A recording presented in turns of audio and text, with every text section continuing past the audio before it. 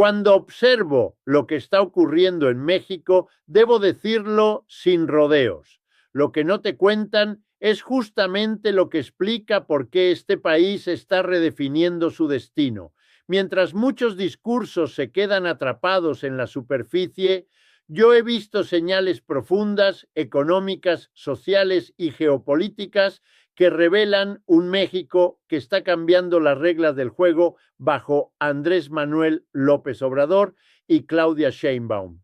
Y lo más sorprendente es que este cambio no se está entendiendo fuera de México porque nadie quiere que lo entiendas. Si este análisis te interesa, te invito a suscribirte al canal, a darle like a este video y compartirlo con quienes necesitan entender lo que realmente está pasando.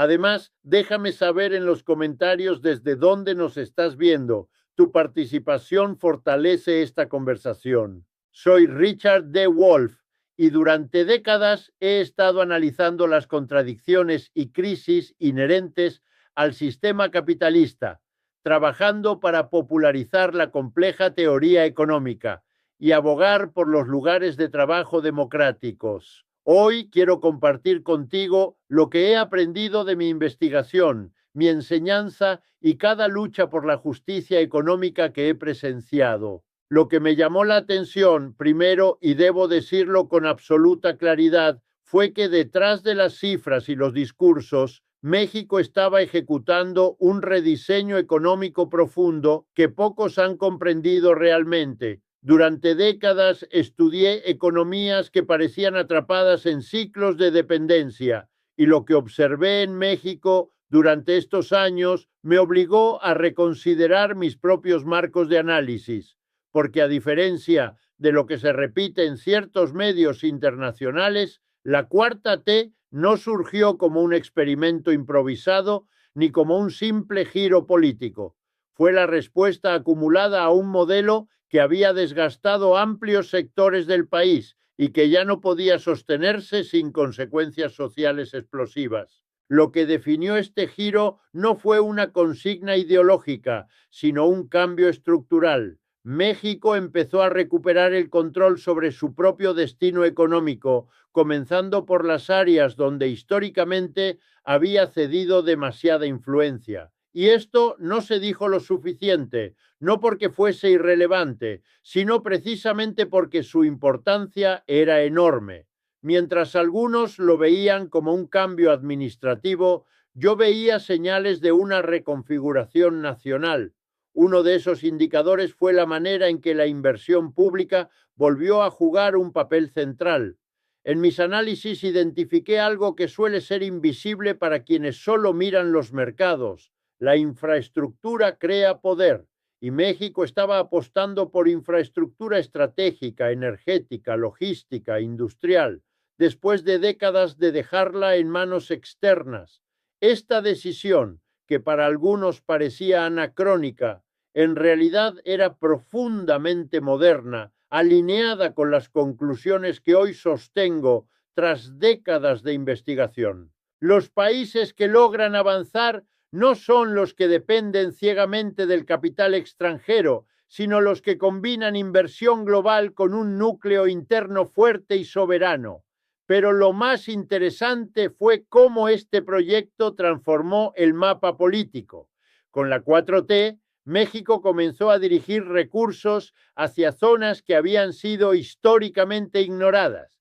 Y cuando un país decide invertir donde nunca se invirtió, los resultados no son solo económicos, son culturales, sociales y sobre todo políticos.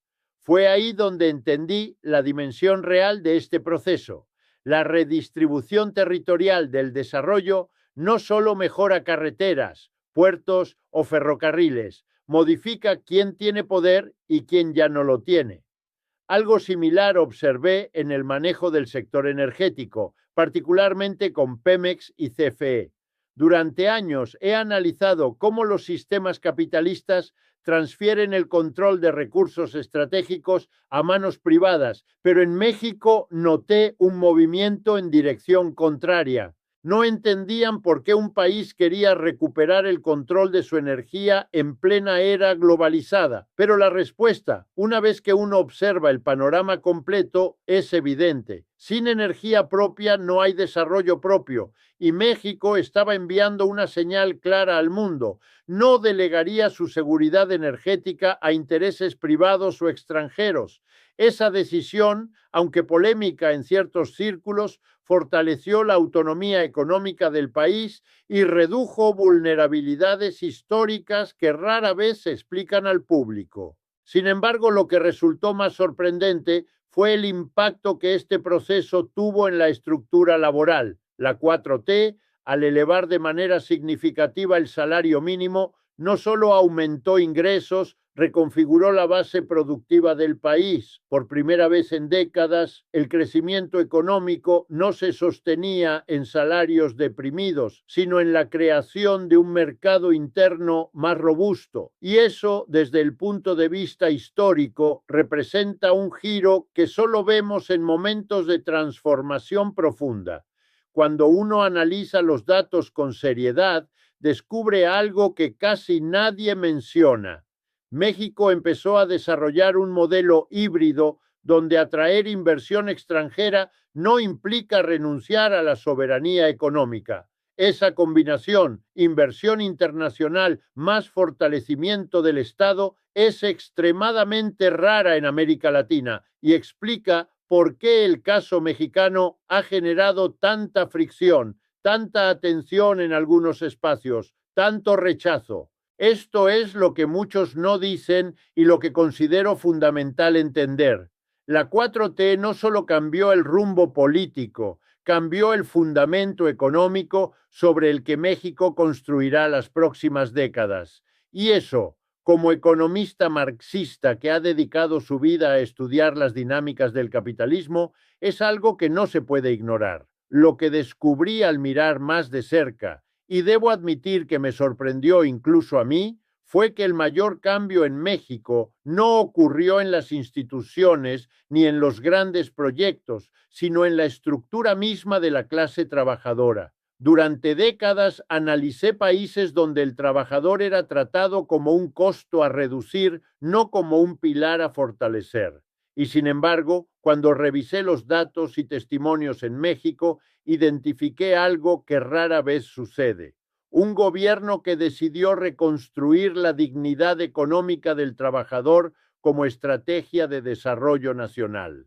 Este cambio no fue evidente al principio porque no vino acompañado de discursos espectaculares ni de reformas ostentosas, pero al observar el impacto acumulado del aumento del salario mínimo, uno de los más acelerados del mundo en los últimos años, noté un fenómeno que los medios internacionales casi nunca mencionan.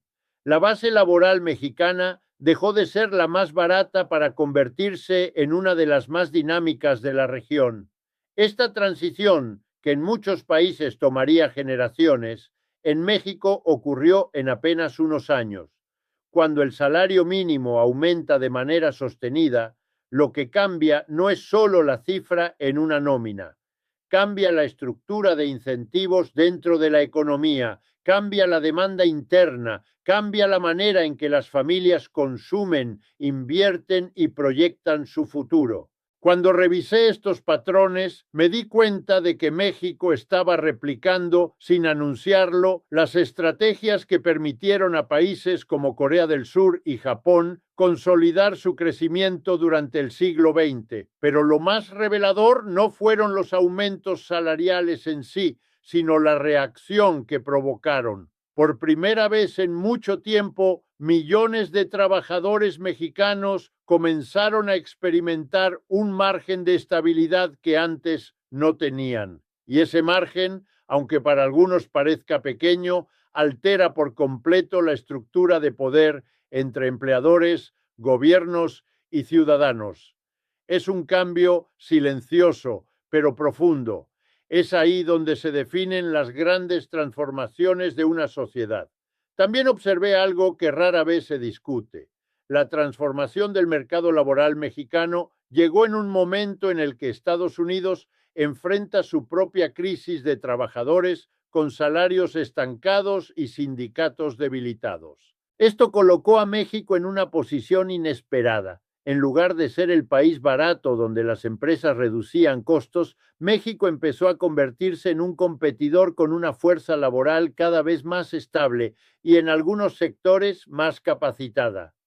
Esa dinámica alteró tensiones históricas que, aunque no se discuten públicamente, ahora influyen directamente en la relación bilateral.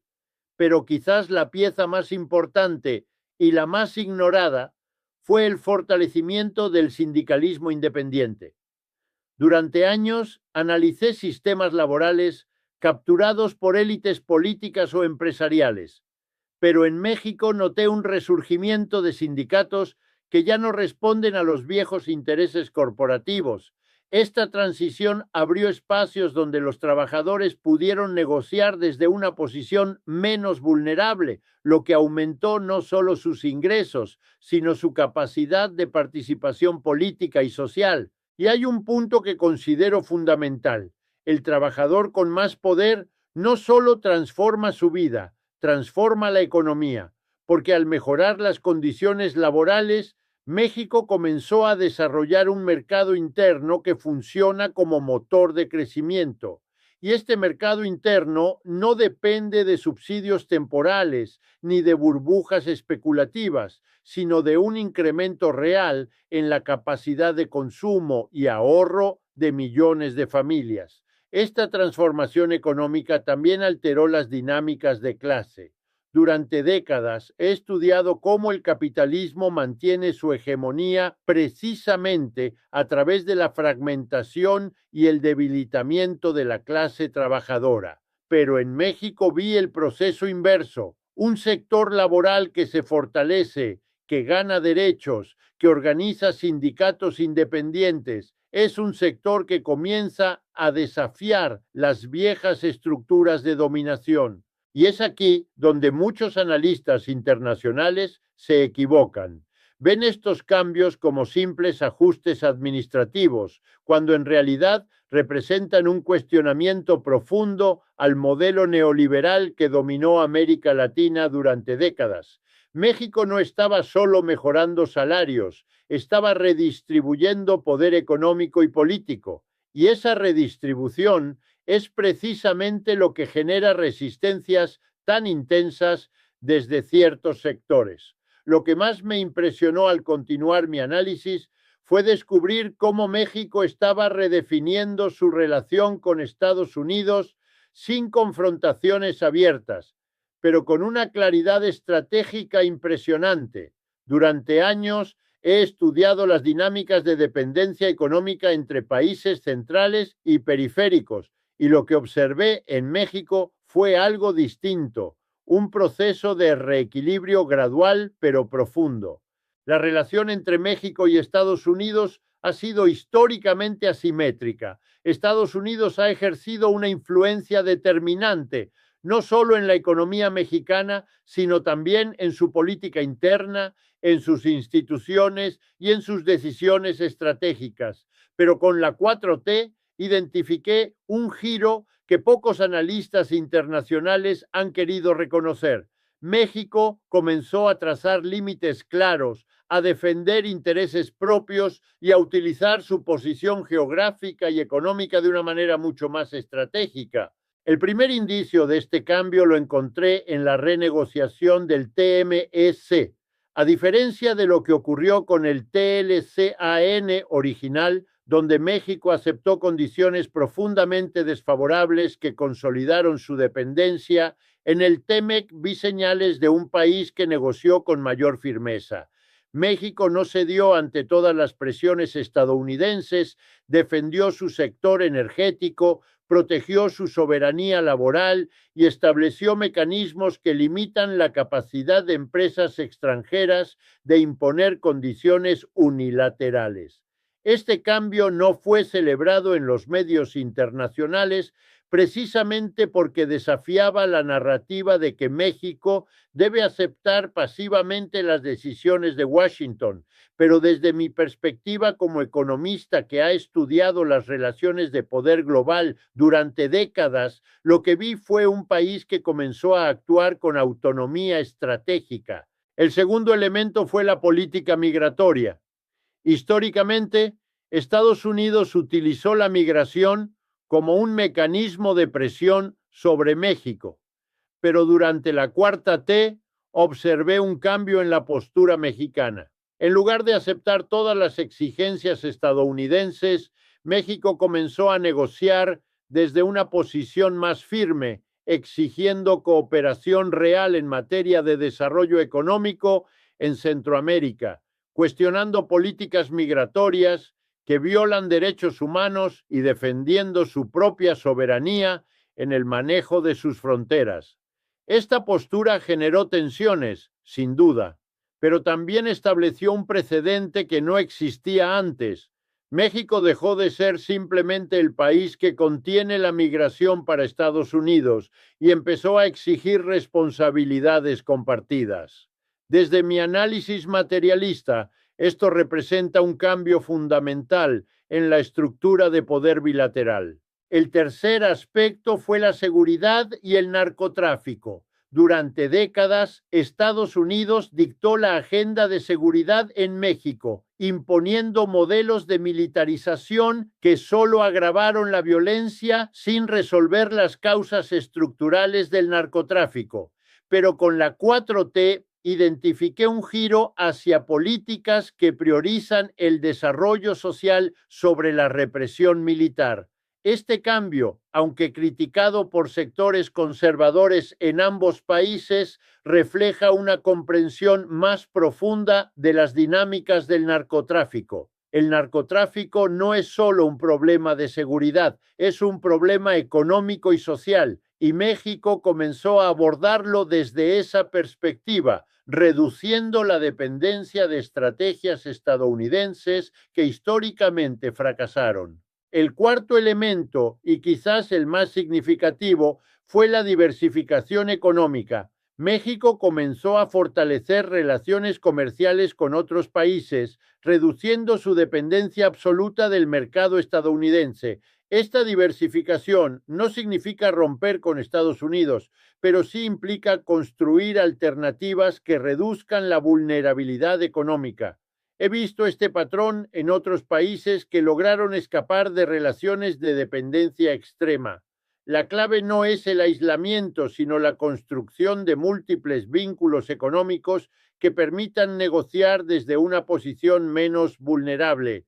Y México estaba siguiendo precisamente esa ruta. Lo que muchos no comprenden es que este reequilibrio no ocurre sin resistencias. Estados Unidos ha ejercido históricamente un poder enorme sobre América Latina y cualquier intento de autonomía genera presiones intensas. Pero México, aprovechando su peso económico, su posición geográfica estratégica y el momento político global, logró crear espacios de maniobra que antes no existían. Y aquí entra un punto que considero esencial. La autonomía económica no es un acto de hostilidad, es un acto de dignidad nacional. Un país que no puede defender sus propios intereses, que no puede negociar desde una posición de relativa igualdad, es un país subordinado. Y México estaba saliendo gradualmente de esa subordinación. Este proceso no está completo, ni mucho menos. Las estructuras de dependencia construidas durante décadas no se deshacen en pocos años, pero la dirección del cambio es clara. México está redefiniendo su relación con Estados Unidos, no desde la confrontación abierta, sino desde una estrategia de fortalecimiento interno que le permite negociar con mayor firmeza. Y esto tiene implicaciones profundas para toda América Latina.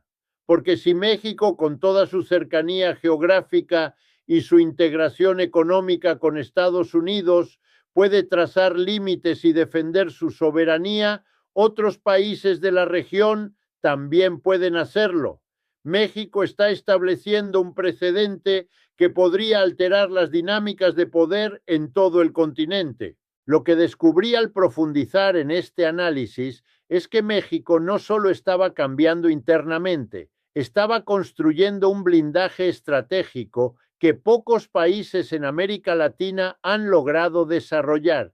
Y este blindaje no es militar, es económico, político y social. Es la capacidad de resistir presiones externas sin colapsar, de defender intereses nacionales sin caer en el aislamiento. La primera pieza de este blindaje fue la soberanía energética. Como mencioné antes, México recuperó el control sobre Pemex y CFE, pero no solo para producir energía, sino para garantizar que ningún actor externo pueda chantajear al país utilizando la dependencia energética. Esta decisión, que muchos criticaron como retrógrada, es en realidad una estrategia de defensa nacional. Sin energía propia, cualquier país queda vulnerable ante presiones externas. La segunda pieza fue el control de datos y tecnología. En un mundo donde la información es poder, México comenzó a establecer regulaciones que protegen los datos de sus ciudadanos y limitan la capacidad de corporaciones extranjeras de operar sin supervisión. Este blindaje digital, aunque menos visible que el energético, es igualmente crucial. Los países que pierden el control de sus datos pierden soberanía en el siglo XXI. La tercera pieza del blindaje soberano fue, sorprendentemente, la inversión extranjera en sectores estratégicos. No se trata de expulsarla ni de limitarla indiscriminadamente, sino de colocarla dentro de condiciones que protejan el interés nacional. Nuevas reglas, nuevos umbrales de participación, más supervisión, más transparencia en contratos y, sobre todo, un cambio profundo en la lógica. Ahora, la inversión externa debe alinearse a los objetivos de desarrollo de México, no al revés. Este cambio, aunque sutil, es gigantesco en impacto. También descubrí un blindaje que casi nadie menciona, el territorial. La expansión de polos industriales mediante el nearshoring exigió nuevas políticas para evitar que actores externos capturaran tierras estratégicas sin supervisión. México comenzó a estructurar nuevos mecanismos de protección de zonas productivas, energéticas, ambientales y comunitarias. Esto no solo evita una privatización silenciosa del territorio, también garantiza que las regiones que ahora reciben inversión no queden subordinadas a intereses corporativos que no necesariamente buscan el desarrollo local. Y finalmente, el blindaje más delicado, la política fiscal estratégica. Muchas naciones que buscan atraer capital extranjero entregan beneficios excesivos que erosionan su soberanía fiscal.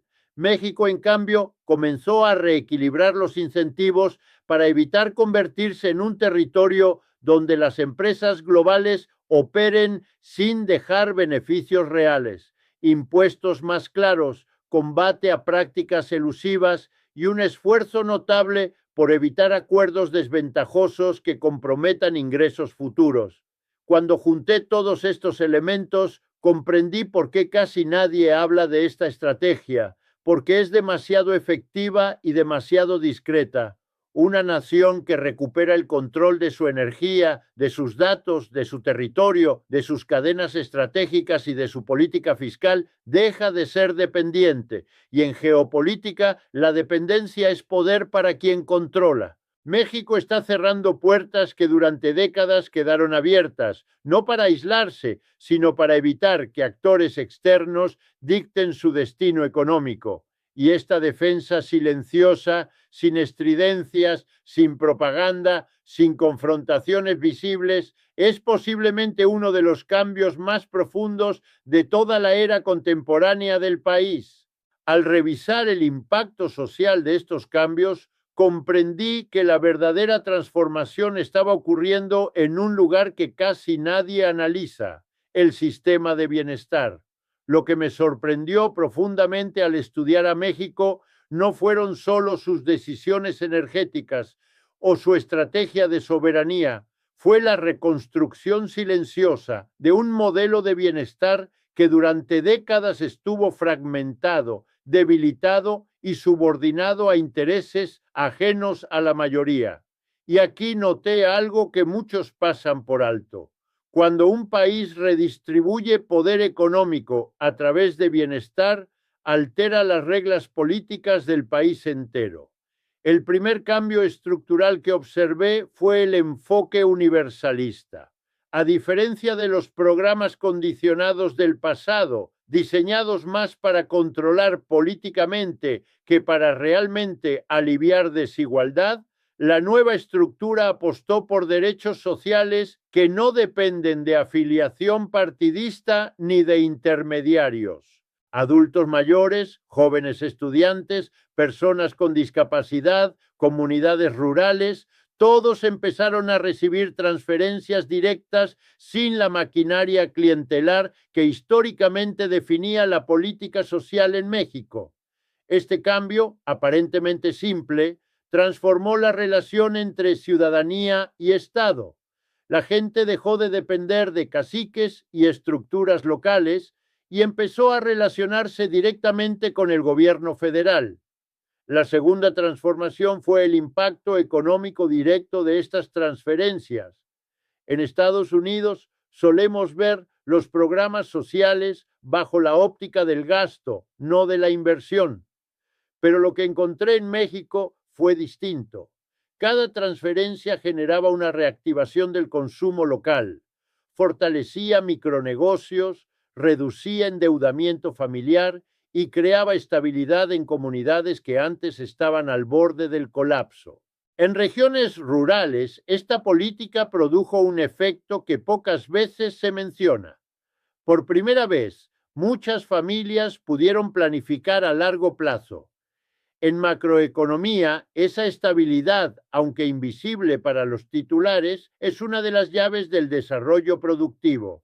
La tercera pieza clave fue la expansión de la infraestructura social, hospitales regionales, universidades públicas en zonas donde jamás hubo una, sucursales del Banco del Bienestar, caminos rurales, escuelas rehabilitadas. Este tipo de infraestructura no solo mejora servicios, modifica la geografía del desarrollo. Lugares que antes eran periferia eterna, de pronto se integran al circuito económico nacional. Y esto genera otro efecto inesperado. Reduce el incentivo migratorio, es decir, el bienestar también funciona como política demográfica. Pero el punto más interesante surgió cuando analicé cómo estos programas reconfiguraron el equilibrio de poder político.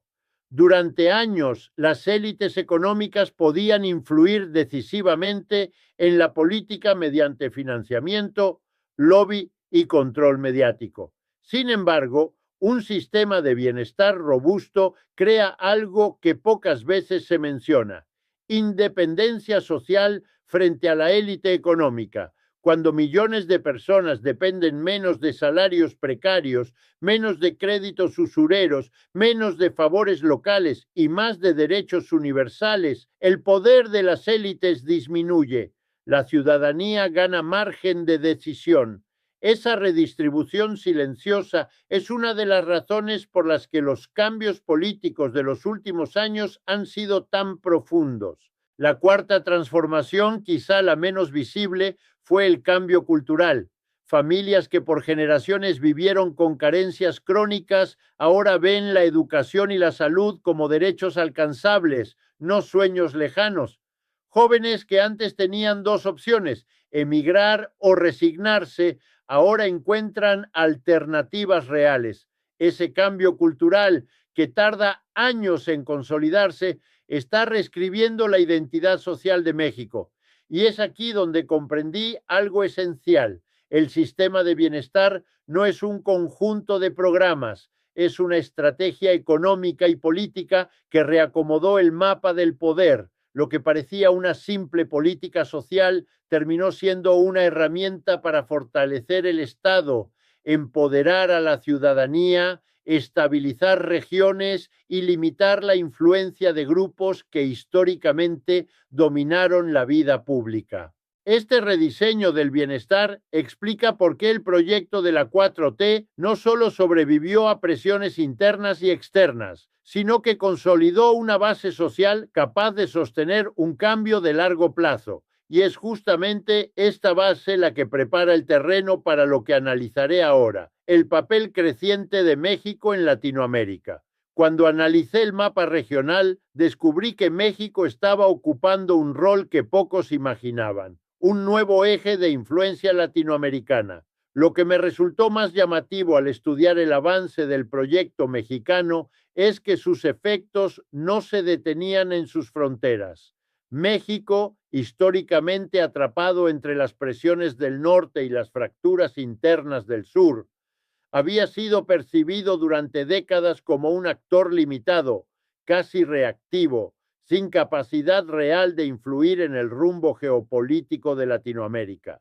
Pero conforme profundicé en los datos, las alianzas, los acuerdos comerciales y las dinámicas diplomáticas recientes, comprendí que algo estaba cambiando de forma silenciosa pero decisiva. México estaba empezando a actuar como un mediador, un referente económico y un punto de estabilidad regional.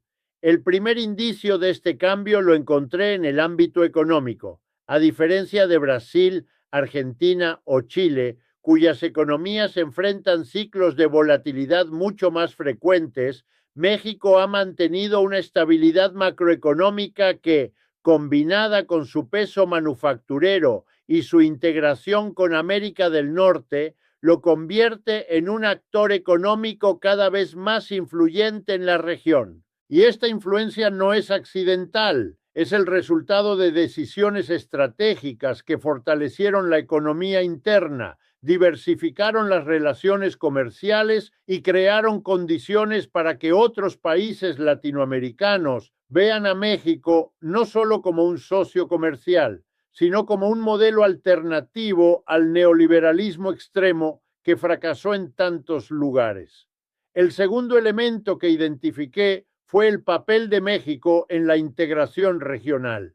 Históricamente Brasil ocupaba ese rol, pero con las crisis políticas y económicas que enfrentó Brasil en los últimos años, México comenzó a llenar ese vacío, no de manera agresiva ni imperialista, sino como un facilitador de diálogo, un promotor de acuerdos comerciales y un defensor de la soberanía latinoamericana frente a presiones externas. Este liderazgo silencioso es particularmente visible en las negociaciones con Centroamérica.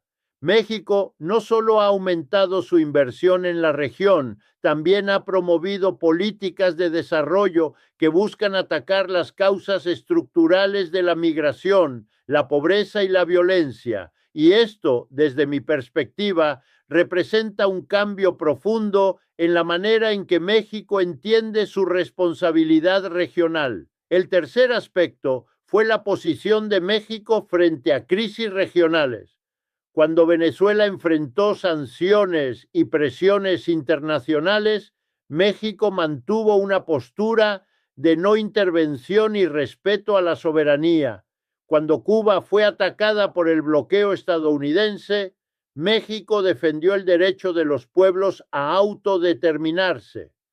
Estas posturas, aunque criticadas por sectores conservadores, reflejan una política exterior que prioriza la soberanía y el multilateralismo sobre la subordinación a intereses externos. Y aquí entra un punto que considero crucial. México está construyendo un liderazgo regional basado en principios, no en imposiciones. No busca dominar a otros países, busca fortalecer la región entera. Y esa diferencia es fundamental, porque el liderazgo basado en principios genera alianzas duraderas, mientras que el liderazgo basado en imposiciones genera resentimientos y fracturas.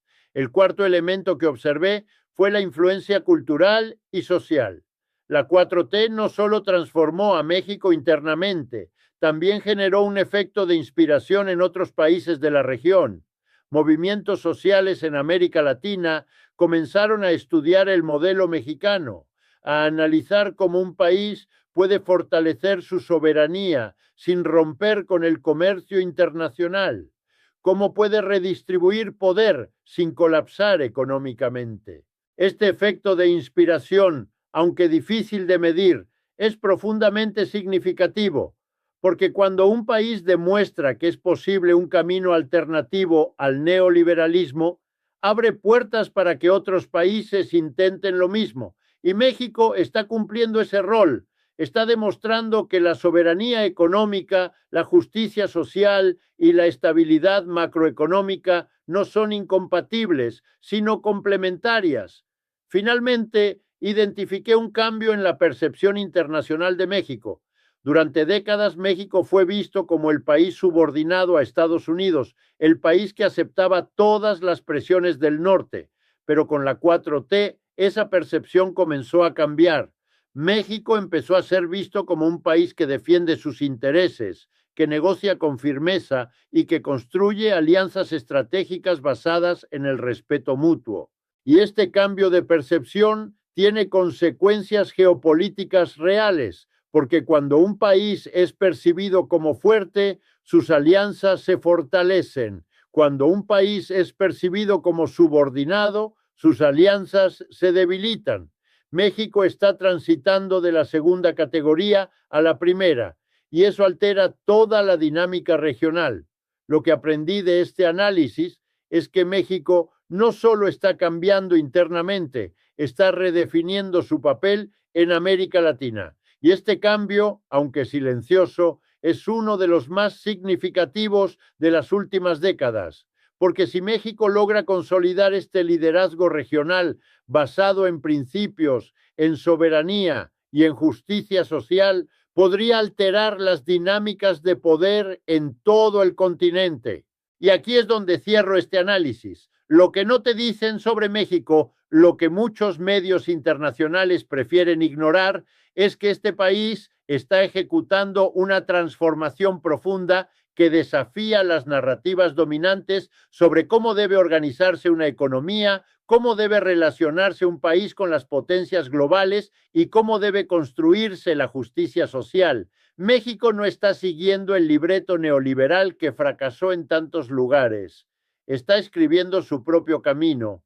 Y ese camino, con todas sus contradicciones, con todos sus desafíos, con todos sus riesgos, representa una alternativa que América Latina necesitaba desesperadamente. Como economista marxista que ha dedicado décadas a estudiar las contradicciones del capitalismo, lo que veo en México me da esperanza, no porque México haya resuelto todos sus problemas, no porque la 4T sea perfecta, sino porque demuestra que es posible desafiar las estructuras de poder establecidas sin colapsar, que es posible redistribuir riqueza sin destruir la economía, que es posible construir soberanía sin caer en el aislamiento, y eso en un mundo donde el neoliberalismo sigue presentándose como la única alternativa posible, es profundamente significativo. México está demostrando que hay otros caminos, y esos caminos, aunque difíciles, aunque llenos de obstáculos, merecen ser estudiados, comprendidos y, cuando sea posible, replicados. Esto es lo que no te dicen sobre México. Esto es lo que he aprendido después de años de análisis, de investigación y de observar con atención lo que realmente está ocurriendo más allá de los titulares superficiales. Y espero que esta conversación te ayude a entender por qué este país importa, no solo para América Latina, sino para todos aquellos que creemos que un mundo más justo es posible.